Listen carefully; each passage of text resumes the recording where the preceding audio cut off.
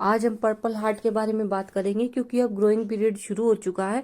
और मेरे इस प्लांट की मैंने आपको वीडियो में भी दिखाया था कि सारी पत्तियां गिरा चुकी है और हमें घबराने की जरूरत नहीं है, क्योंकि सर्दियों के मौसम में प्लांट की पत्तियां गिर जाती हैं और गिरती है तो मेरे जो इस प्लांट में है हर एक नोड एरिया से इसकी लीव्स निकलनी शुरू हो गई थी। तो यही ग्रोइंग टाइम है और मैं आपको दिखा रही हूँ कि इस टोकरी में ये जो प्लांट है मेरा 2 साल से लगा हुआ था।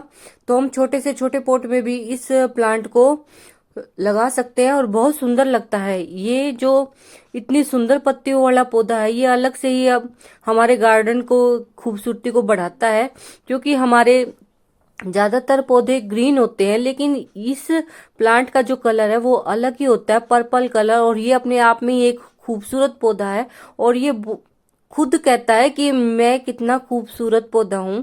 तो गार्डन में कितना सुंदर पौधा है और हमें इसकी कैसे केयर करनी है आज मैं इसी पे बात करूंगी।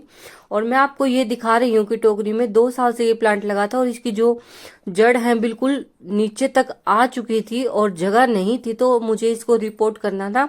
तो सोचा आप सबसे इसकी जो शेयरिंग है वो आप सबसे भी करूं।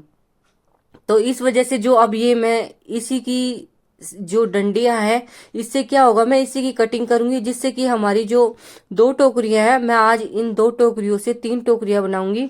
और ये कैसे घना होता है, कैसे हम इसकी कटिंग लगाते हैं, तो आज वही सब शेयर करूंगी इस वीडियो में। तो आप देख सकते हैं मिट्टी नहीं है, बिल्कुल जो जड़ है बिल्कुल फैल चुकी है। तो इस तरह से इसको रिपोर्ट करना बनता है।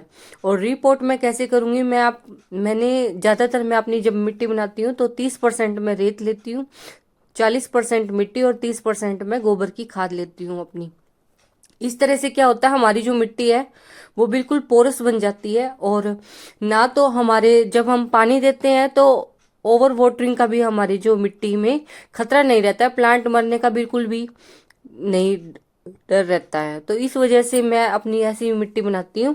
और इससे क्या होगा, पोरस मिट्टी बनेगी तो प्लांट में इतना ही पानी होगा जितना हमारे प्लांट को चाहिए होता है, तो जिससे कि हमारा जो प्लांट है वो कभी भी नहीं मरेगा। और कटिंग भी अगर हम इस मिट्टी में लगाएंगे तो वो भी बहुत अच्छे से ग्रो करेगी और प्लांट तो हमारा खुश ही रहेगा। तो इस तरह से आप भी अपनी मिट्टी बना सकते हैं। मैंने 30% रेत लिया है, 40% मिट्टी और 30% मैंने गोबर की खाद ली है। और इसमें 1 मुट्ठी मैंने नीम की खली डाली है, बस मैंने यही लिया है। और मैं कोई भी फर्टिलाइजर या वह बाहर से कुछ भी नहीं लेती हूँ, सब मैं अपने घर से ही ऑर्गेनिक गार्डनिंग करती हूँ। तो इस तरह से मेरी जो आप देख सकते हैं मिट्टी कितनी बढ़िया पोरस बनी हुई है। तो आप भी इसी तरह से मिट्टी बना सकते हैं। और मैंने अपनी फिर से वही टोकरी ले ली है और मिट्टी भी मैंने वही ली है, बस उसी में मैंने थोड़ी सी गोबर की खाद और रेत डाला है। तो ये देख सकते हैं जो जड़ है मैंने इसको ऐसे ही रख दिया है और इसमें मैं अब मिट्टी भी डाल दूंगी अपनी।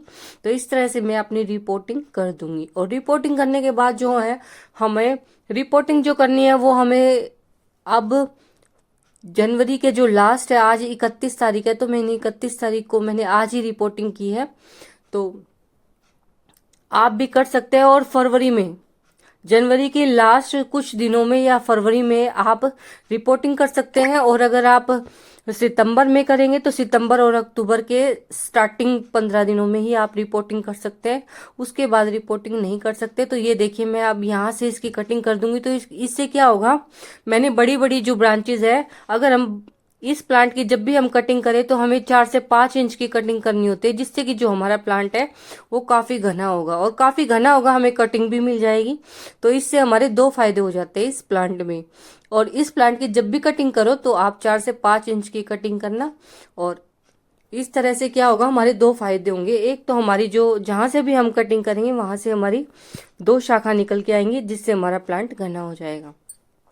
और इस प्लांट को तो हम लगा सकते हैं, टोकरी में भी लगा सकते हैं और हम गमले में भी लगा सकते हैं। तो हम दोनों ही तरह से इस प्लांट को लगा सकते हैं।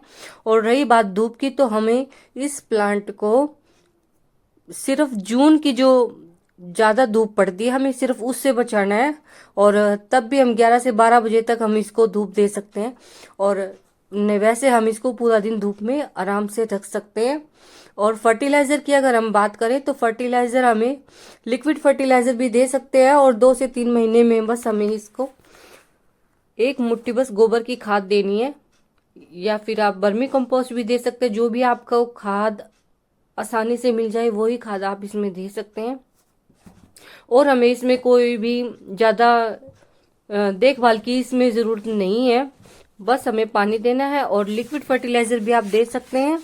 और ज़्यादा हार्डी बहुत प्लांट है और बहुत ही खूबसूरत प्लांट है और इसकी ज़्यादा केयर भी नहीं है, तो आप इस प्लांट को अपने गार्डन में ज़रूर ऐड कर सकते हैं। बहुत सुंदर पौधा लगता है। आप इसे चाहे हैंगिंग बास्केट में लगाए या फिर गमले में लगाए, ये आपकी चॉइस है। तो इस तरह से आपको मेरी वीडियो कैसी लगी? अगर आपको थोड़ी सी भी मेरी वीडियो अच्छी लगी हो तो प्लीज़ लाइक शेयर सब्सक्राइब ज़रूर कीजिएगा।